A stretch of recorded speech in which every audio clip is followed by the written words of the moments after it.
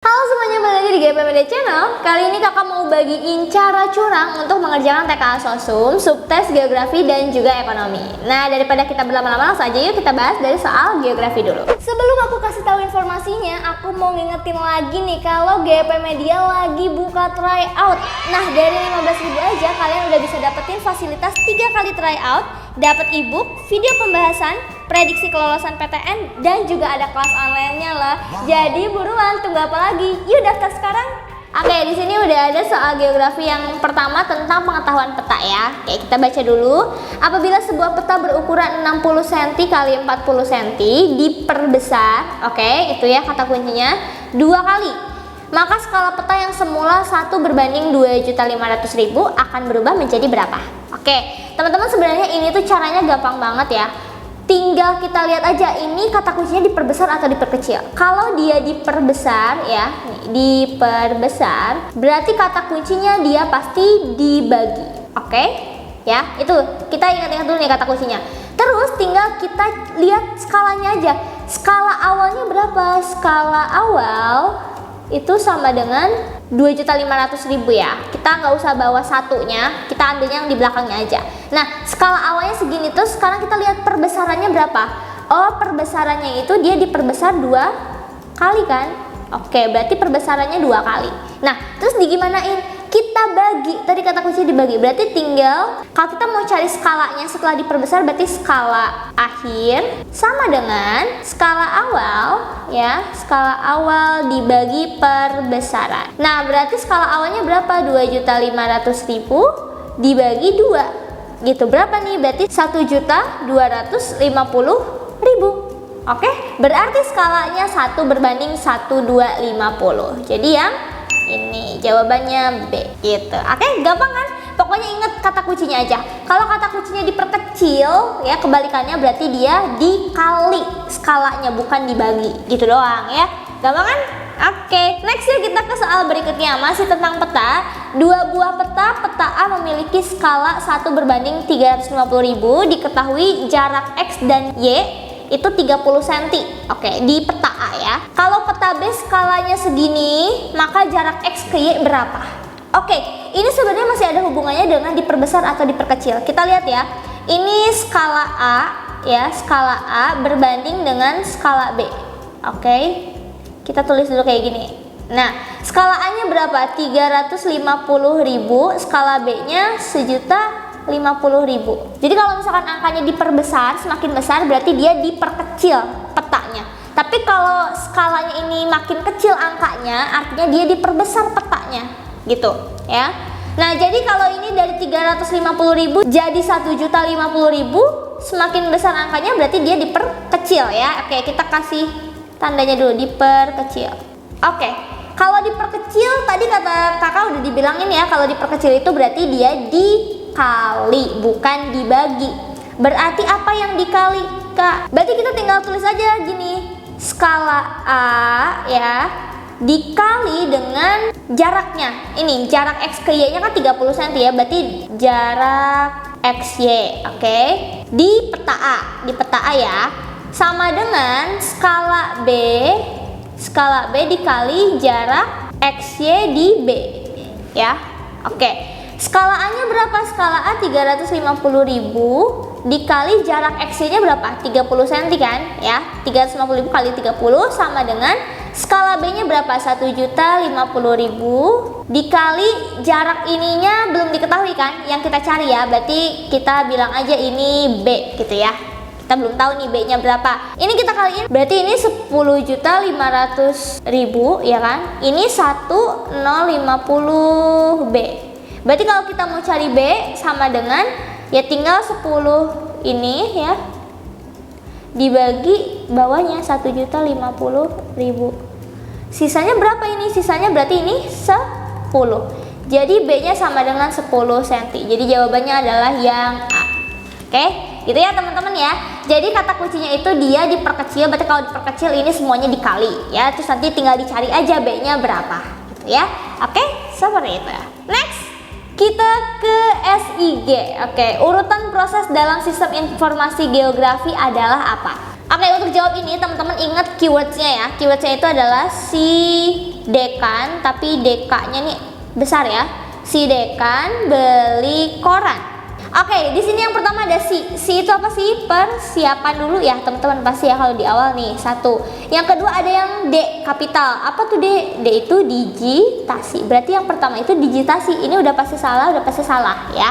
Terus yang ketiga apa? Yang ketiga E-nya nih. E itu apa? Editing ya, diedit dulu nih. Mana nih digitasi habis gitu editing. Oh, berarti yang E jawabannya. Iya enggak? Yang ini kan udah bukan editing ya. Jadi, nah kalau kita lanjutin ada K. K itu pasti konversi ya. Tuh, udah ada kan konversi. Terus yang kelima ada anotasi ya. Terus yang keenam ada ini beli ya gitu ya. Tool dari labeling. Dan yang terakhir itu ada koran. Koran itu sebenarnya kayak pelaporan sih. Oke? Udah deh. Jadi ini kalau kita bahas, awalnya kita ngumpulin data dulu persiapan, baru digitasi. Digitasi itu dari kata digital. Jadi memasukkan data, input data dari luar gitu ya, masuk ke software. Terus diedit datanya ya, kalau istilahnya kalau kita bikin kayak petanya diedit jadi peta digital gitu ya. Diedit segala macam, terus dikonversi lah jadi bentuk yang baru, software yang baru. Terus dianotasi itu semacam dianalisis, dilihat datanya tuh ada apa aja gitu ya. Terus labeling, baru dikasih namanya, ini apa namanya, titik di sini apa namanya. Terus kita analisis lagi data-data yang bisa kita ambil. Baru pelaporan itu hasil akhirnya. Oh, ini hasilnya dari analisis SIG itu seperti ini gitu. Jadi kayak kalian pernah tahu kayak blueprint gitu ya, cetak biru. Nah, itu contoh dari SIG ini gitu ya. Oke, sip. Itu ya, lanjut ya. Oke, tentang antroposfer ini penduduk daerah X tahun 1990 berjumlah 164 juta jiwa. Ada jutanya ya. Dengan tingkat pertumbuhannya 1,4% setiap tahun, maka penduduk daerah X akan menjadi 328 juta. Itu tahun berapa? Oke, teman-teman, untuk soal yang kayak gini ini udah ada rumus cepetnya gitu ya. Rumusnya adalah kalau kita cari tahun berapa berarti P sama dengan ya. Ini langsung aja teman-teman 70 dibagi R. R itu adalah pertumbuhannya berapa? Ini nih yang persentase ini ya. Ya, terus dikali 1 tahun karena kita mau hitung per tahunnya berapa kan sampai nanti ketemu ini butuh berapa tahun gitu ya. Oke, tinggal gini aja. Ini kenapa Kak kita langsung ke 70? Karena teman-teman lihat di sini. Tahun 1990 ini jumlahnya segini kan, 164 juta jiwa. Terus daerah X-nya mau jadi 328 juta. Dari 164 jadi 328 juta. Ini berapa kalinya? Ini itu 2 kalinya teman-teman. Iya nggak? 2 kali 164 kan 328 kan? Nah, kalau yang ditanya 2 kali lipatnya, rumusnya udah pasti yang ini. Ya, ininya depannya 70 gitu atasnya ya. Kalau misalnya nanti Kak kalau 4 kali lipat nanti 70-nya diganti jadi 140. Gitu, dan itu berkelipatan aja gitu ya. Ya udah, berarti ini tinggal kita masukin aja 70 bagi R-nya ini yang persentase ini. Dan kita tinggal masukin 1,4 dikali 1. Ya, sama aja sebenarnya kan, kalau dikali 1 bisa kita hilangin ya. Nah, tinggal kita hitung 70 dibagi 1,4 berapa? Hasilnya 50 ya. Dikali 1 ya 50. Jadi ini 50 tahun. Nah, sekarang kita lihat 50 tahun dari tahun 1990 itu berapa nih dari sini? Berarti tinggal tahunnya itu adalah 1990 ditambah 50. Berarti berapa tuh? Berarti 2040 tahunnya. Jadi jawabannya C. Oke? Sip ya, bisa ya. Jadi ini berlaku rumus yang udah tetap begini aja untuk yang dicari 2 kali lipatnya. Oke, next. Nah, ini soal terakhir kalau nggak salah ya dari geografi. Berikut ini yang termasuk prinsip dalam ilmu geografi adalah, oke, teman-teman ingat aja prinsip dalam ilmu geografi itu ada berapa? Cuman ada 4. Nah, ada nih keywordsnya nih ya, keyword buat ingat si prinsip-prinsip dalam geografi. Keywordsnya adalah Dedi. Ini nih. Ko itu apa? Ko itu korologi, oke. In-nya apa? In-nya itu adalah interrelasi. D-nya apa? D-nya itu deskripsi ya. Terus D-nya distribusi. Oke, jadi ini langsung aja jawabannya 2 dan 4 aja yang benar ya kan? Berarti ini jawabannya C. Nah, yang pertama nih biasanya deskripsi itu kalau si peta atau si informasi geografi itu menyajikan data-data faktual dari empiris gitu ya. Kalau misalkan interrelasi berarti ini memperlihatkan adanya hubungan gitu kan. Terus kalau misalkan distribusi berarti tentang penyebarataan ya. Kalau korologi itu secara komprehensif semuanya. Jadi semua prinsip nih yang interrelasi, deskripsi sama distribusi disatuin itu jadinya korologi. Jadi sangat-sangat kompleks kalau korologi ya. Nah, itu dia prinsip dalam ilmu geografi. Oke, gampang ya. Jadi ini sebenarnya tinggal dihafalin aja nih untuk keywordsnya. Oke, sekarang kita masuk ke ekonomi. Oke, kita baca di sini. Jika harga naik, ya, jika harga naik, P naik, maka permintaan akan barang tersebut berkurang. Kalau P naik, maka permintaan barang tersebut akan berkurang. Oke, hukum ini akan berlaku bila apa nih? Ini nih ya, hukum ini tuh berlaku kalau apa? Nah, teman-teman ingat aja kalau tentang P dan Q ini pasti ada yang namanya ceteris paribus. Ceteris paribus itu adalah menganggap semua kondisi di luar ini tuh tetap. Apa aja yang tetap? Nah, ini ada, kita tulis dulu ya. Teman-teman ingat keywordsnya.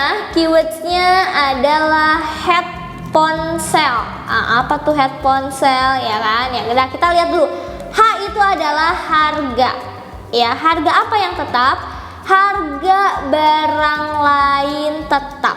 Oke, itu yang pertama. Yang kedua, ini ada E. E itu adalah ekspektasi. Ekspektasi tentang harganya tetap. Ya, oke. Terus yang ketiga ada T. T itu apa? T itu tidak ada barang pengganti, tidak ada barang substitusi namanya ya, atau pengganti ya. Oke. Terus yang keempat ada P. P itu apa? P itu pendapatan. Pendapatan siapa? Pendapatan orang yang beli lah ya. Jadi pendapatan konsumen. Pendapatan konsumen tetap. Oke. Terus itu ngambilnya pon sih sebenarnya ya. Terus sel. Nah, sel itu adalah selera. Selera konsumennya berarti ya, selera konsumennya juga tetap. Dah, gitu. Berarti kita tinggal lihat di sini ya. Yang betul di sini berarti penghasilan orang tetap. Kesenangan akan barang tersebut ada nggak kesenangan? Kesenangan nggak ada kan ya. Harga barang lain tetap, ini betul kan? Nah, kualitas barang nggak ada. Berarti ini jawabannya 1 dan 3 aja, yang benar B. Oke? Kita jadi ingatnya ini tentang head ponsel keywordsnya, gitu aja. Oke? Sip, next ya. Oke, ini tentang elastisitas silang. Kalau K dan L adalah barang komplementer, maka ini berarti bahwa teman-teman ingat ya, kalau elastisitas silang ya. Khususnya di sini buat komplementer ya. Komplementer. Ingat banget, hubungan komplementer itu selalu negatif. Apa yang dimaksud dengan negatif? Negatif itu kalau PX, harga barang X naik, pasti jumlah barang Y yang diminta turun. Begitupun sebaliknya, kalau PX-nya turun berarti barang yang diminta untuk barang Y itu bakal naik. Oke, kita lihat di sini. Kenaikan harga K mengakibatkan kenaikan pembelian barang L. Enggak dong, enggak dua-duanya naik ya. Ini salah ya, harusnya satu naik satu turun. Yang kedua ini harga. Udah pasti salah, karena bukan harga sama harga kan, ini harga sama pembelian atau permintaan barang. Yang tiga juga udah otomatis salah nih, ini juga harga sama harga ya. Berarti jawaban yang benar adalah 4 doang atau D ya. Penurunan harga K mengakibatkan kenaikan pembelian barang L. Oke, seperti itu. Jadi konsepnya ingat aja untuk elastisitas silang yang ini. Kebalikannya ada substitusi. Kalau substitusi hubungannya positif gitu ya. Kalau yang satu naik, yang satunya lagi juga naik. Itu bedanya ya. Oke. Sip ya, next kita ke berikutnya ada marginal utility. Diketahui ada tabelnya kayak begini ya kan. Marginal utility pada tabel tersebut, pada tabel di atas gitu ya, berapa? Apakah dia menurun, apa tetap, apa meningkat? Marginal itu kan kayak semacam kita hitung gitu ya, perbedaannya atau perubahannya dari utility. Utility itu adalah kepuasannya di sini. Kalau mau ngitung marginal sebenarnya kita gampang aja. Ini kita lihat deh, ini dari 0 ke 4. Ya kan? Terus dari 4 ke 7, dari 7 ke 9. Nggak perlu kita hitung semuanya, tapi kalau mau dihitung semuanya juga boleh. Ini kan kebetulan tabelnya nggak banyak ya. Tapi kalau tabelnya banyak kan nggak mungkin dong kita ngitung satu-satu sampai bawah. Jadi kita ambil 2 titik aja, dari 0 ke 4 dan dari 4 ke 7. Caranya gimana? Caranya adalah 0 ke 4 nih kita hitung dulu yang ini ya. Tinggal 4 dikurangi 0. Berapa kepuasannya, marginal utility-nya?